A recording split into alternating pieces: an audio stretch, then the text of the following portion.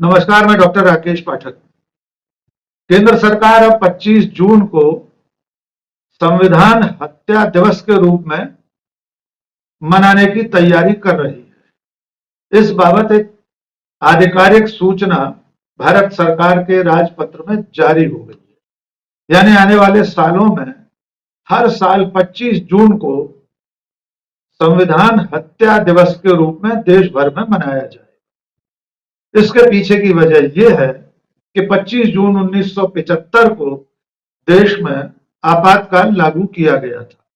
तत्कालीन प्रधानमंत्री श्रीमती इंदिरा गांधी ने संवैधानिक प्रावधानों के अंतर्गत इमरजेंसी की घोषणा की थी। 19 महीने की इमरजेंसी थी और उसके बाद फिर से चुनाव हुए थे। वो सब इतिहास में दर्ज है। लेकिन भारतीय जनता पार्टी, नरेंद्र मोदी और उनका पूरा समर्थक तंत्र आपातकाल के बहाने इंदिरा गांधी के समय हुई ज्यादतियों की याद दिलाना चाहते हैं और इसको लेकर भारतीय जनता पार्टी ने इस चुनाव के दौरान ही तैयारी कर ली थी। जैसे ही चुनाव संपन्न हुआ, केंद्र में तीसरी बार सरकार बनी, नरेंद्र मोदी तीसरी बार प्रधानमंत्री।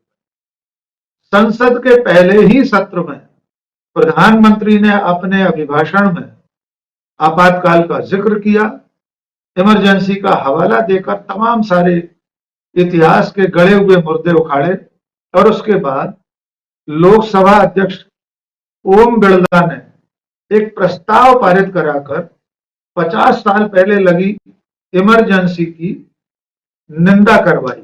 यानी सदन में बाकायदा बहुमत के आधार पर निंदा प्रस्ताव पारित करा दिया गया। लेकिन नरेंद्र मोदी जी, देश के प्रधानमंत्री, लोकसभा अध्यक्ष ओम बिरला जी और भारतीय जनता पार्टी का पूरा अमला, उनका पूरा कुनबा ये भूल गया कि जिस आपातकाल के विरोध में वे 50 साल बाद संविधान हत्या दिवस मनाने की तैयारी कर रहे हैं, उसे बाकायदा शासकीय तौर पर संविधान हत्या दिवस घोषित करवा दिया है। उस आपातकाल को, उस इमरजेंसी को राष्ट्रीय स्वयंसेवक संघ ने न केवल सराहा था, बल्कि तत्कालीन सरसंघ चालक बाला साहब देवरस ने प्रधानमंत्री श्रीमती इंदिरा गांधी को चिट्ठियां लिखी थी, आपातकाल का समर्थन किया था। आज इस वीडियो में आपको विस्तार से इमरजेंसी यानी आपातकाल को लेकर संघ की उस वक्त क्या भूमिका थी, इसके दस्तावेजी प्रमाण आपको दिखाएंगे। बहुत संक्षेप में ये जान लें कि तत्कालीन प्रधानमंत्री श्रीमती इंदिरा गांधी ने किन परिस्थितियों में भारत में आपातकाल की घोषणा की थी। आप सब जानते हैं कि 1975 से पहले देश में कई छोटे छोटे आंदोलन चल रहे थे। उनमें सबसे महत्वपूर्ण आंदोलन था गुजरात में छात्रों का आंदोलन। वहां मेस की फीस बढ़ाने के खिलाफ विद्यार्थियों ने आंदोलन शुरू किया था, जो बढ़ते बढ़ते महाराज गुजरात नवनिर्माण आंदोलन में बदल गया और आंदोलन बढ़ते बढ़ते पूरे देश में युवाओं के बीच फैल गया। अगली कड़ी में बिहार में आंदोलन शुरू हुआ और इस तरह उस वक्त के युवाओं के आक्रोश को नेतृत्व देने के लिए जयप्रकाश नारायण, लोक नायक जयप्रकाश नारायण आगे आए। इन आंदोलनों की चरम परिणति ये हुई कि रेल रोको आंदोलन हुए और आखिर में जो सबसे बड़ा कदम था वो था दिल्ली में, यानी देश की राजधानी दिल्ली में रामलीला मैदान में हुई एक बड़ी आम सभा, जिसमें यह आह्वान किया गया, इंदिरा गांधी की सत्ता के खिलाफ जो लोग आंदोलन कर रहे थे, उन्होंने भारत की सेनाओं से, पुलिस से बगावत करने की अपील की। ये तक कहा गया कि भारत की सेनाएं जो भी बावर्दी यानी जो यूनिफॉर्म फोर्सेस हैं, वो केंद्र सरकार के आदेशों को मानने से इनकार कर। ये सीधे सीधे सेना से विद्रोह की अपील थी, बगावत के लिए उकसाने का आह्वान था। इसके अलावा उस वक्त जो जनसंघ के नेता थे, वे भी लगातार इस तरह की बातें कर रहे थे कि अगर हम बैलेट से सत्ता को नहीं हटा पाए तो बुलेट से सत्ता को हटाएंगे। यानी अगर मतपत्र से इंदिरा गांधी को सत्ता से नहीं हटा सके तो फिर गोली से यानी सशस्त्र क्रांति से श्रीमती इंदिरा गांधी को सत्ता से बाहर करें। इन तमाम परिस्थितियों में श्रीमती इंदिरा गांधी ने 25 जून 1975 को आपातकाल की घोषणा की। आपातकाल का प्रावधान बाकायदा हमारे संविधान में हमेशा से था। यानी उस वक्त जो परिस्थितियां थी देश में जिस तरह की अराजकता थी, उसको लेकर श्रीमती इंदिरा गांधी ने संविधान द्वारा प्रदत्त अधिकारों का उपयोग करके आपातकाल की घोषणा की। उससे पहले एक घटना और हुई थी।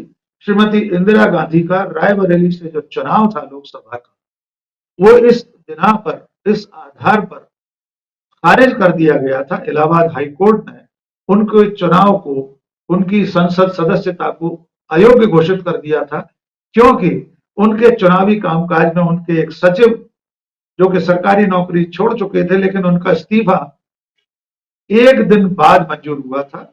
यानी उसको सरकारी साधनों का, शासकीय संसाधनों का, सरकारी मशीनरी का दुरुपयोग मानकर इलाहाबाद हाईकोर्ट ने श्रीमती इंदिरा गांधी का चुनाव अवैध घोषित कर दिया। लेकिन बाद में इस फैसले के खिलाफ श्रीमती इंदिरा गांधी सुप्रीम कोर्ट गई और सुप्रीम कोर्ट की 5 सदस्यीय पीठ ने उनके चुनाव को दोबारा वैध घोषित कर दिया। लेकिन तब तक आपातकाल घोषित हो चुका।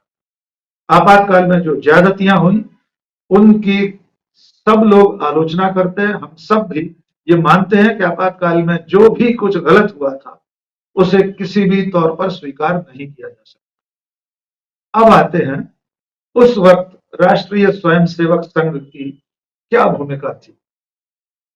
आपातकाल की घोषणा होते ही आरएसएस के नेता, जनसंघ के नेता, वामपंथी नेता, समाजवादी नेता, तमाम वे सारे नेता जो श्रीमती इंदिरा गांधी और कांग्रेस के विरोधी थे, इंदिरा गांधी की सरकार का विरोध कर रहे थे, उनमें से बड़ी संख्या में नेताओं को गिरफ्तार कर लिया गया, अलग अलग जेलों में उन्हें डाल दिया गया। राष्ट्रीय स्वयंसेवक संघ के तत्कालीन सरसंघ चालक बाला साहब देवरस को भी गिरफ्तार किया गया और उन्हें पुणे की यरवदा जेल में कैद करके रखा।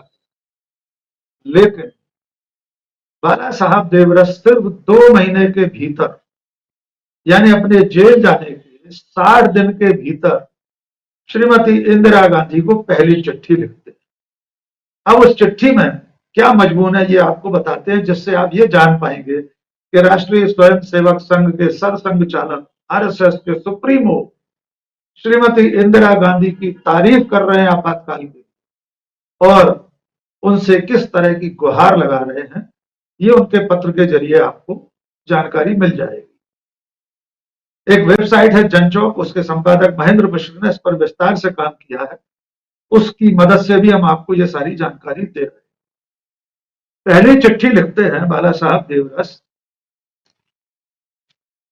22 अगस्त 1975 को, यानी आपातकाल लगा है 25 जून 1975 को और बाला साहब देवरस पहली चिट्ठी लिख रहे हैं 22 अगस्त को। श्रीमती इंदिरा गांधी को चिट्ठी लिखने में वे उन्हें पंत प्रधान कहकर संबोधित करते हैं। उस चिट्ठी में श्रीमती इंदिरा गांधी को वे संघ की भूमिका के बारे में तमाम तरह के जो भ्रम, वे ऐसा मानते हैं श्रीमती इंदिरा गांधी को कोई भ्रम है, उन्हें दूर करने के लिए वे दावा करते हैं कि संघ तो राष्ट्र की सेवा में लगा हुआ एक संगठन है।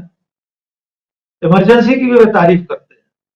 वे इस बात से व्यथित हैं कि श्रीमती इंदिरा गांधी ने, यानी केंद्र सरकार ने, उस वक्त राष्ट्रीय स्वयंसेवक संघ पर प्रतिबंध लगा दिया, उसे बैन कर दिया गया था। इसलिए बाला साहब देवरस प्रधानमंत्री को यह चिट्ठी लिख रहे हैं। इसमें वे आपातकाल का समर्थन करते हैं और कहते हैं कि मैंने जेल में आपका भाषण जेल में रहते हुए सुना, जो आपने लाल किले की प्राचीर से 15 अगस्त को दिया था।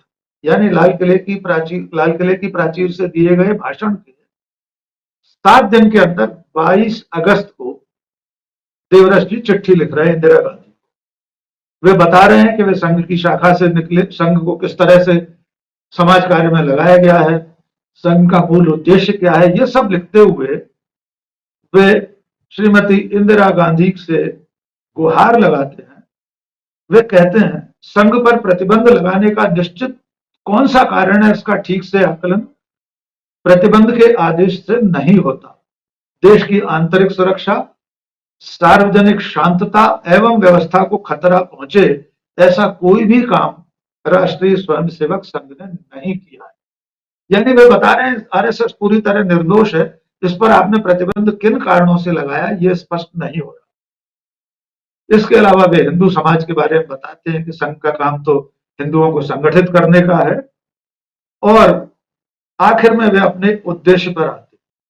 वे साफ कहते हैं कि राष्ट्रीय स्वयंसेवक संघ की भूमिका ऐसी नहीं है कि उसे किसी भी तरह की हिंसा में लिप्त माना जाए।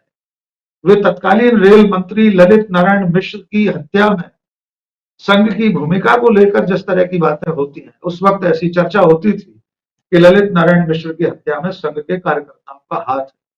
उस पर भी वे सफाई देते हैं कि संघ का इसमें कोई हाथ नहीं है। इसके अलावा इस पहली ही चिट्ठी में बाला साहब देवरस सांप्रदायिक बातों से भी पल्ला झाड़ लेते हैं। वे कहते हैं हमारी शाखा में संघ के आयोजनों में सभी धर्मों का सम्मान होता है, सबकी बात होती है, और अंत में वे श्रीमती इंदिरा गांधी के कामों की तारीफ करते हैं, कसीदे काटते हैं उनके। वे चिट्ठी में लिखते हैं 15 अगस्त के भाषण में सारे समाज का आपने जो आह्वान किया था वो समयोचित था। फिर वे अपने असली उद्देश्य पर आते हैं, जिसमें वे अपनी मंशा का खुलासा करते हुए लिखते हैं, संघ के संबंध में पूर्वाग्रह छोड़कर आप विचार करें, ऐसी प्रार्थना है। प्रधानमंत्री इंदिरा गांधी को चिट्ठी लिखी है, उसमें अंत में वे लिखते हैं, संघ के संबंध में पूर्वाग्रह छोड़कर आप विचार करें, ऐसी प्रार्थना है। प्रजातंत्रीय देशों में संगठन स्वातंत्र का जो मूलभूत अधिकार होता है, उनको ध्यान में लाकर आरएसएस पर जो प्रतिबंध है उसे हटाएं। मेरा आपसे ऐसा निवेदन है, आपको उचित जान पड़े तो आपसे मिलने में मुझे आनंद ही होगा। यानी राष्ट्रीय स्वयंसेवक संघ के सरसंघ चालक न केवल संघ पर लगे प्रतिबंध को हटाने की गुहार कर रहे हैं, श्रीमती इंदिरा गांधी के कामों की तारीफ कर रहे हैं, बल्कि उनसे मिलने की गुहार भी लगा रहे हैं और लिख रहे हैं कि आपसे मिलकर मुझे आनंद की प्राप्ति। यह चिट्ठी वे आपातकाल में यरवदा जेल में कैद रहते हुए लिख रहे हैं। अब इसके बाद अगला पत्र लिखते हैं उसी साल, यानी नवंबर 10, 1975। 10 नवंबर 1975 को वे फिर से चिट्ठी लिखते हैं श्रीमती इंदिरा गांधी को, और इस चिट्ठी में वे सबसे पहले इस बात के लिए श्रीमती इंदिरा गांधी का अभिनंदन करते हैं कि सुप्रीम कोर्ट के 5 जजों की पीठ ने उनका जो चुनाव था रायबरेली का, उससे वैध ठहरा दिया है। इसके लिए वे श्रीमती इंदिरा गांधी का हार्दिक अभिनंदन करते हैं। यह दूसरा पत्र है उनका, जो 10 नवंबर 1975 को उसी यरवदा जेल से लिखा गया है। सबसे मजेदार बात इस चिट्ठी में होती है, एक तो वे अभिनंदन करते हैं, वो मैं आपको पढ़कर सुनाता हूं, और इसमें पिछले पत्र का भी हवाला देते हैं। जो पहला पत्र उन्होंने लिखा था 22 अगस्त को, उसका हवाला भी देते हैं, फिर से रिमाइंड कराते हैं उन्हें कि राष्ट्रीय स्वयंसेवक संघ का दंगों से कोई संबंध नहीं है, और आपने संसद में जो भाषण दिया था, श्रीमती इंदिरा गांधी ने इस दरमियान जो संसद में भाषण दिया था उसमें संघ पर कई बातें कही होंगी, उसको लेकर वे कहते हैं कि आपने संघ के बारे में जो गलतफहमी पाल रखी है। वे लिखते हैं, आपके भाषण में और इन पुस्तिकाओं में संघ के संबंध में गलतफहमियों पर आधारित अनेक विधान किए हैं जो निश्चय ही गलत है। वे लगातार संघ को लेकर सफाई पेश करते जा रहे हैं। वे इस चिट्ठी में लिखते हैं कि आपने अपने भाषण में संघ के भूतपूर्व सरसंघ चालक गोलवलकर जी के अवर नेशनहुड रिफाइंड एंड और बंच ऑफ थॉट्स, इन पुस्तकों में से कुछ वाक्य उद्धृत किए हैं। इसके बाद महात्मा गांधी और नेहरू जी के समान ही गोलवलकर जी श्रेष्ठ विचारक थे। इसमें देवरस जी अपने गुरुजी गोलवलकर को संघ के दूसरे सरसंघ चालक को महात्मा गांधी और नेहरू जी के समकक्ष रखते हैं, और फिर वे बताते हैं कि बिना संदर्भ के आपने गोलवलकर जी के जिन वाक्यों का, जिन विचारों को उद्धृत किया है, वे ठीक नहीं है। इसके बाद इस चिट्ठी में वे जो सबसे महत्वपूर्ण हवाला देते हैं, जिसका वे उल्लेख करते हैं वो ये है कि वे राष्ट्रीय स्वयंसेवक संघ को लोक नायक जयप्रकाश नारायण के तमाम आंदोलनों से अलग करने की बात लिखते हैं। वे इस चिट्ठी में लिखते हैं, वे साफ लिखते हैं, श्री जयप्रकाश नारायण जी के आंदोलनों के संदर्भ में संघ का नाम लिया गया है। गुजरात आंदोलन, बिहार आंदोलन, जिनके संबंध में सरकार की ओर से संघ का नाम बार बार और बिना कारण जोड़ा गया है, अतः मेरा उस बारे में आपको कुछ कहना क्रम प्राप्त था। उन आंदोलनों से संघ का कुछ भी संबंध नहीं है। बाला साहब देवरस राष्ट्रीय स्वयंसेवक संघ के सरसंघ चालक प्रधानमंत्री श्रीमती इंदिरा गांधी को चिट्ठी लिखकर जयप्रकाश नारायण, जो उस वक्त तत्कालीन सरकार और इंदिरा गांधी के खिलाफ आंदोलन के मुखिया थे, सिरमौर थे, जिनके नेतृत्व में जनसंघ और राष्ट्रीय स्वयंसेवक संघ के लोग आंदोलन चला रहे थे, उन जयप्रकाश नारायण और उनके तमाम आंदोलनों से अपने आप को पृथक कर लेते। यानी संघ इंदिरा गांधी के सामने गुहार लगाकर कहता है कि जेपी से, जयप्रकाश नारायण से और उनके आंदोलनों से संघ का कोई संबंध नहीं है। इस पत्र के अंत में वे लिखते हैं, अतएव मेरी आपसे प्रार्थना है कि आप प्रत्यक्ष वस्तु स्थिति को जानें, दूषित पूर्वाग्रह छोड़ें, संघ के संबंध में उचित धारणा बनाएं, स्थानबद्ध किए गए संघ के हजारों लोगों को मुक्त करें, यानी गिरफ्तार किए गए, और संघ पर लगे निबंधों को दूर करें, संघ पर लगे प्रतिबंध को दूर करें। ऐसा करने से संघ के लाखों स्वयंसेवकों की निस्वार्थ भाव से कार्य करने की शक्ति सरकारी एवं गैर सरकारी राष्ट्रोद्धारक कामों में लगेगी और हम सबकी इच्छा के अनुसार अपना देश समृद्ध होगा। यानी दूसरी चिट्ठी में बाला साहब देवरस संघ से प्रतिबंध हटाने की मांग कर रहे हैं और ये वादा भी कर रहे हैं कि संघ के स्वयंसेवक और कार्यकर्ता जेलों से बाहर आकर सरकार के कामों में सहयोग करें, पूरी तरह से सरकार के साथ मिलकर राष्ट्रोद्धार कारक कामों में अपनी भूमिका अदा करें। बाला साहब देवरस ने इंदिरा गांधी को ही चिट्ठी नहीं लिखी, उन्होंने भूदान आंदोलन के प्रणेता आचार्य विनोबा भावे को भी पत्र लिखे और उन पत्रों में भी श्रीमती इंदिरा गांधी से अपनी वकालत कराने की गुहार की। उन चिट्ठियों में लिखा कि विनोबा भावे इंदिरा गांधी से मिले और संघ के बारे में स्थिति स्पष्ट करें, संघ पर लगे हुए प्रतिबंध को हटवाने की जो कोशिश है उसमें आचार्य विनोबा भावे मदद करें।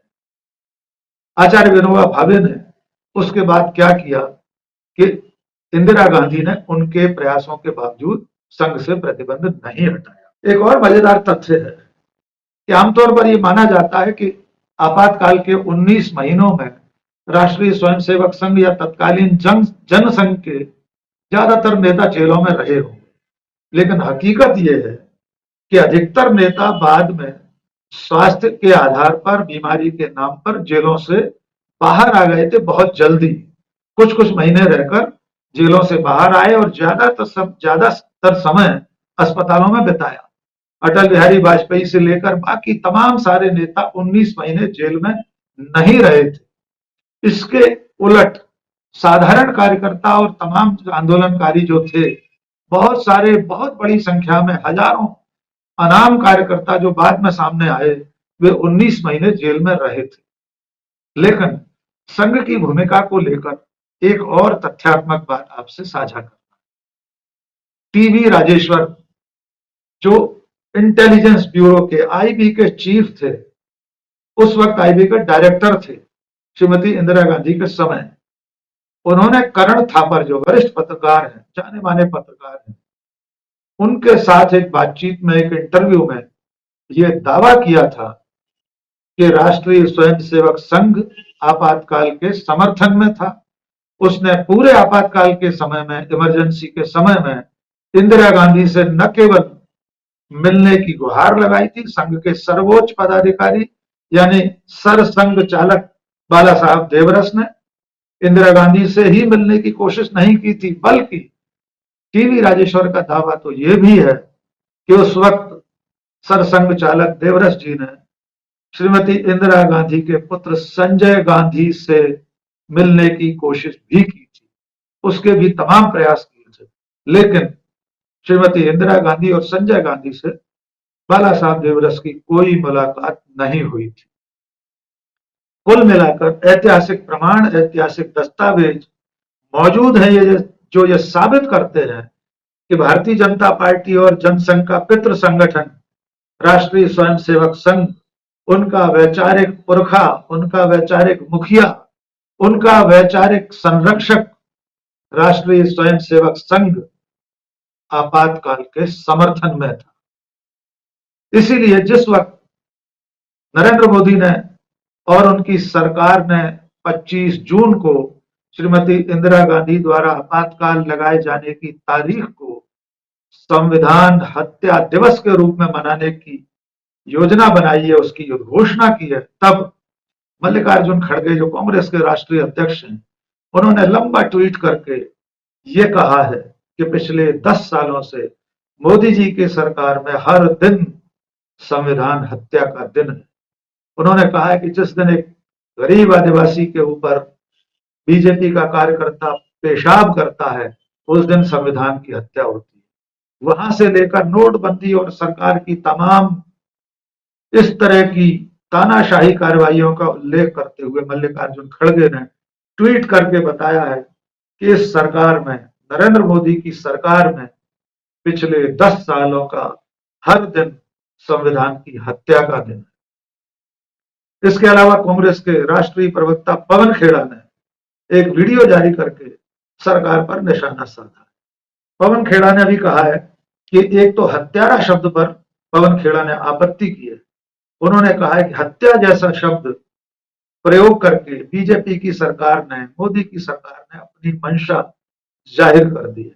आइए सुनिए पवन खेड़ा क्या कह रहे हैं। क्यों पिछले महीने की 4 तारीख को एक ऐसा 440 वोल्ट का करंट लगा, झटका लगा कि 400 पार का सपना देखने वाले 240 पर सिमट गए और संविधान को बदलने का उनका सपना चूर चूर हो गया, उनका घमंड चूर चूर हो गया, उनका अहंकार चूर चूर हो गया। लेकिन अब जब उनके सपने में संविधान आना शुरू हुआ, जब जय संविधान के नारों से हमारा संसद इस बार गूंज उठा, अब संविधान हत्या दिवस की बात हो रही है।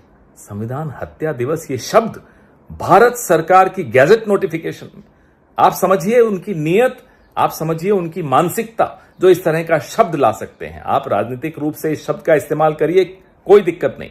भारत सरकार की गैजेट नोटिफिकेशन में संविधान हत्या का शब्द वही लोग ला सकते हैं जो संविधान की हत्या करना चाहते हैं।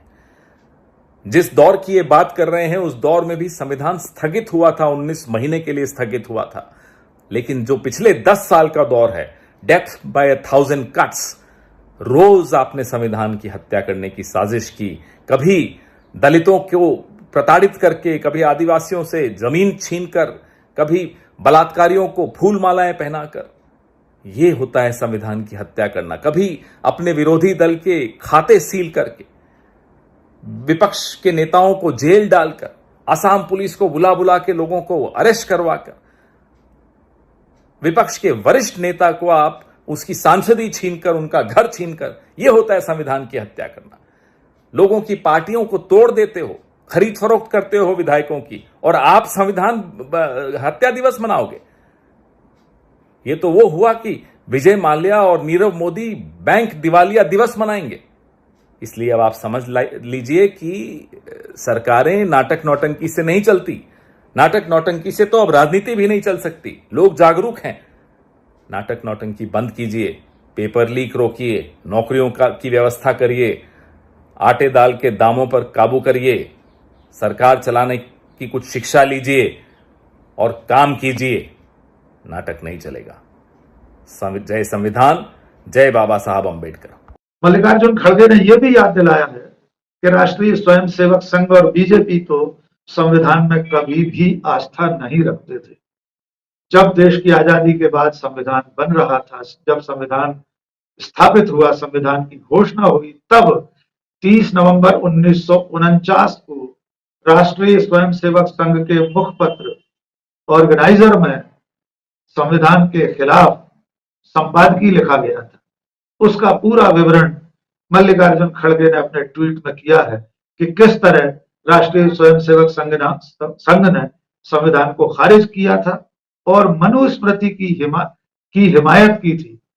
मनुस्मृति को लागू करने का अपना संकल्प राष्ट्रीय स्वयंसेवक संघ ने आजादी के बाद संविधान लागू होते समय जाहिर किया था। बाकायदा संपादकीय लिखा गया था इसके बारे में। संघ ने तिरंगा भी स्वीकार नहीं किया था, तिरंगे को अपशकुन माना था राष्ट्रीय स्वयंसेवक संघ ने। तो ऐसे हजारों उदाहरण मौजूद हैं कि बीजेपी और जनसंघ का वैचारिक संगठन राष्ट्रीय स्वयंसेवक संघ संविधान में कभी आस्था नहीं रखता था और उस संविधान में दिए गए प्रावधानों के तहत लगाए गए आपातकाल के पक्ष में खड़ा था। अंतिम बात यह कि इमरजेंसी लगाने वाली श्रीमती इंदिरा गांधी ने खुद आपातकाल के बाद इस देश से माफी मांगी थी। उड़ीसा की एक सभा में श्रीमती गांधी ने कहा था ये उनसे भूल हुई थी आपातकाल लगाने की, और उसके बाद श्रीमती इंदिरा गांधी को इस देश की जनता ने माफ कर दिया। 1980 में मात्र 1.5 साल की जनता पार्टी की सरकार, 2.5 साल की जनता पार्टी की सरकार के बाद श्रीमती इंदिरा गांधी आम चुनाव में प्रचंड जीत के साथ वापस सत्ता में आ गई। यानी जनादेश के द्वारा इस देश की जनता ने श्रीमती इंदिरा गांधी को आपातकाल लगाने के अपराध से मुक्त कर दिया। और उसके बाद भी 1980 के बाद भी लगातार कांग्रेस की सरकारें बनती रही। पीवी नरसिम्हा राव, राजीव गांधी, डॉक्टर मनमोहन सिंह, और उसके बाद फिलहाल इस लोकसभा चुनाव में भी कांग्रेस को अच्छी सफलता मिली है। यानी लगातार 1980 के बाद वर्षों तक कांग्रेस को सत्ता सौंपने का काम जनता करती रही है। लेकिन भारतीय जनता पार्टी एक बार फिर 50 साल पहले लगाए गए आपातकाल का राग अलापने आई है। देखना होगा इस देश की नई पीढ़ी, यानी जो लोग इस वक्त 50 साल के हैं, उन्हें भी आपातकाल की याद नहीं होगी, क्योंकि वे तो पैदा ही आपातकाल के बाद हुए हैं। इसके बावजूद इतिहास का एक बहुत मान्य कथन है कि इतिहास की सबसे बड़ी सीख यही है कि इतिहास से कोई कुछ नहीं सीखता। देखना होगा कि इस वक्त सत्ता में बैठे लोग इतिहास से क्या सीखते हैं और क्या इस देश की जनता एक बार फिर आपातकाल को याद करके बीजेपी और उनके जो मंसूबे हैं, नरेंद्र मोदी और उनके समर्थकों के जो मंसूबे हैं, उन पर ध्यान देगी, या पिछले 10 सालों से जिस तरह से अघोषित आपातकाल इस देश में चल रहा है उस पर भी एक नजर डालेगी। ये फैसला अब इस देश की जनता को करना है। आज के इस वीडियो में बस इतना ही। बहुत बहुत शुक्रिया। जय हिंद।